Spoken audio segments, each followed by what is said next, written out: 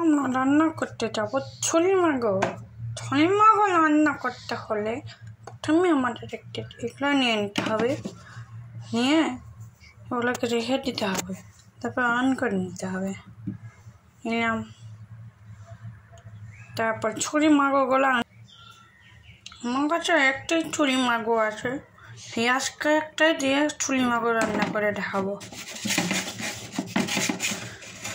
এখন তাকে ধুয়ে এনেছি, দেখুন গায়ে কত ময়লা সব চলে গেছে।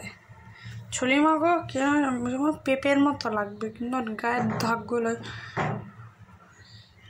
বসে যাবে। এটা ছুরি মাগো। খানাটাকে রান্না করতে দিয়ে দেবো। এভাবে গোল গোল গোল গোল গোল গোল গোল গোল গোল গোল গোল গোল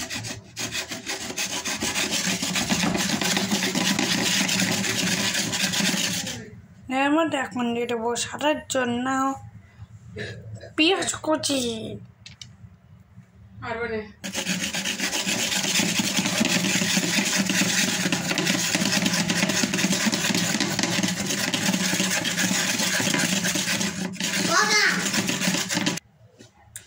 তৈরি হয়ে গেল ছুরি মাগো। মজাই মজাই মানে গরম ভাতের সাথে একদম জমে যাবে। ছুরি মাগো ছুরি মাগো। চলুন আপনাকে এটা আমরা প্লেটে ঢেলে দেখাচ্ছি। এই দেখুন ছুরি মাগোটা কত কত সুন্দর হয়েছে,